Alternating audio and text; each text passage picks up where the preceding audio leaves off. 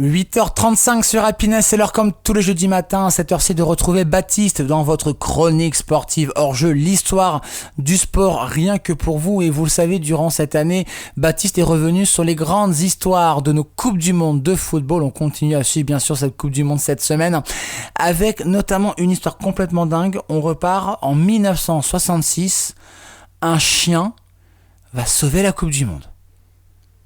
Ah ouais. Je peux vous dire que c'est complètement fou cette histoire, mais c'est possible. Baptiste, tu nous en parles ce matin, bonjour. Alors que la Coupe du Monde bat son plein, le mondial réserve toujours son lot de surprises, d'histoires insolites et rocambolesques.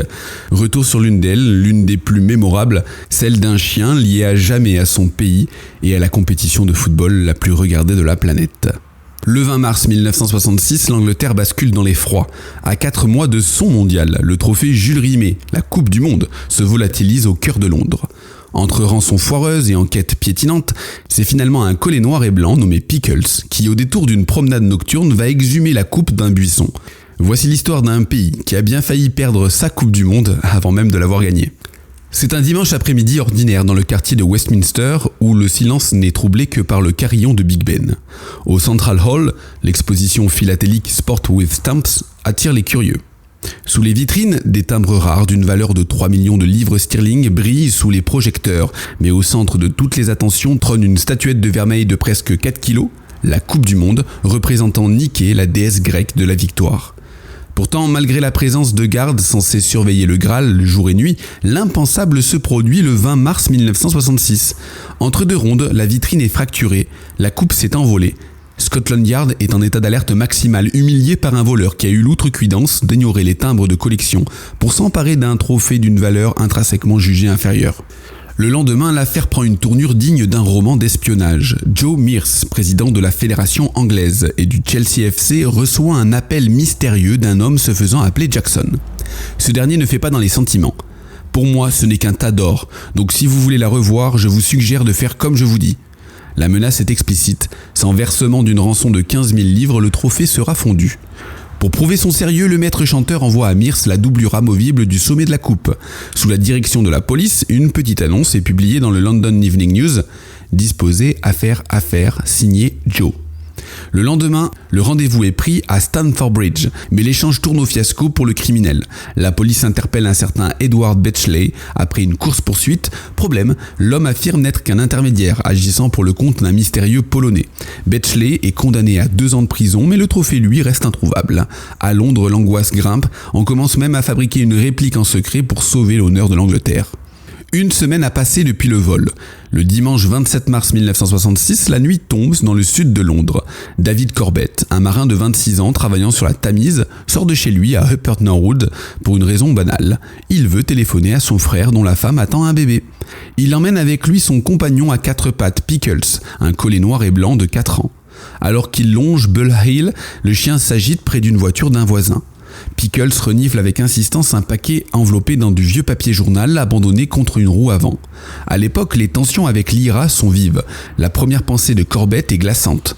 Je me suis dit que c'était une bombe.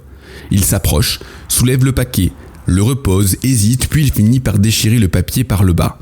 C'est alors qu'il aperçoit un socle, et il lit les inscriptions « Brésil, Allemagne, Uruguay ». Le doute s'évapore. À l'autre extrémité, il découvre la statuette d'une femme tenant un plat au-dessus de sa tête. « Ça y est, c'est la Coupe du Monde !» s'exclame-t-il. Le retour à la réalité est brutal pour David Corbett. Lorsqu'il se présente au commissariat avec sa trouvaille, les policiers circonspects le placent immédiatement dans la liste des suspects et en garde à vue. Le marin subit un interrogatoire serré avant d'être totalement mis hors de cause. L'honneur de l'Angleterre est sauf et Pickles devient en l'espace d'une nuit la créature la plus célèbre du Royaume-Uni. Lorsque l'équipe d'Angleterre finit par remporter la compétition en battant l'Allemagne de l'Ouest le 30 juillet, le duo est invité au banquet officiel de célébration. Une scène restée gravée dans les mémoires, Pickles porté au balcon par le capitaine Bobby Moore, saluant la foule en liesse, avant de poser dans les bras de la star de l'époque, Bobby Charlton. Les récompenses pleuvent, David Corbett reçoit une prime de 5000 livres, une somme colossale pour l'époque.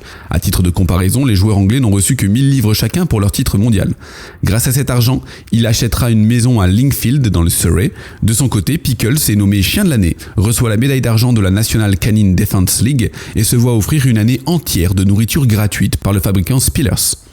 La gloire de Pickles ne s'arrête pas là. Le Collet devient une véritable star médiatique, apparaissant dans l'émission Blue Peter et jouant même son propre rôle au cinéma, dans le film d'espionnage Un micro dans le nez en 1966 aux côtés d'Eric Sykes.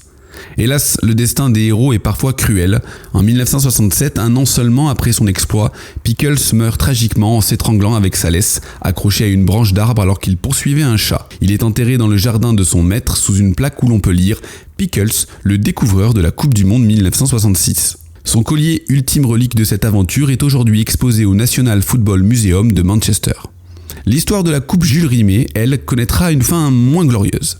Remportée définitivement par le Brésil en 1970, elle sera de nouveau volée à Rio de Janeiro en 1983. Cette fois, il n'y a eu aucun Pickles pour la retrouver dans les fourrés de Copacabana. La statuette originale n'a jamais été revue. Seul subsiste sur une plaque à Bella Hill, posée en 2018, le souvenir indélébile du Collet qui, un soir de mars, sauva le football mondial d'un naufrage diplomatique. Une histoire qui a du chien, donc évidemment, voilà. Allez, merci, c'est tout pour moi, à bientôt. Merci Baptiste, ta chronique était 1000 fois mieux que ma blague, vraiment. Chronique, d'ailleurs, à retrouver en podcast sur le site et l'appli Happiness Radio et les plateformes de streaming. Et puis demain, dernière chronique d'hors-jeu, bien évidemment. L'occasion de revenir, puisque ce week-end, c'est le début du Tour de France. On revient sur un Tour de France extraordinaire, ce sera en 2019, tiens d'ailleurs. Merci Baptiste, à demain pour cette dernière chronique d'hors-jeu. Et dans 3 minutes, on va, nous, être fans d'astronomie. Vous êtes fans d'astronomie? Il y a un rendez-vous qu'il vous faut à Amiens, c'est sûr, vous y serez. Amélie, en tout cas, vous en parle. C'est dans votre agenda du réveil, donc dans 3 petites minutes sur Happiness dans votre réveil.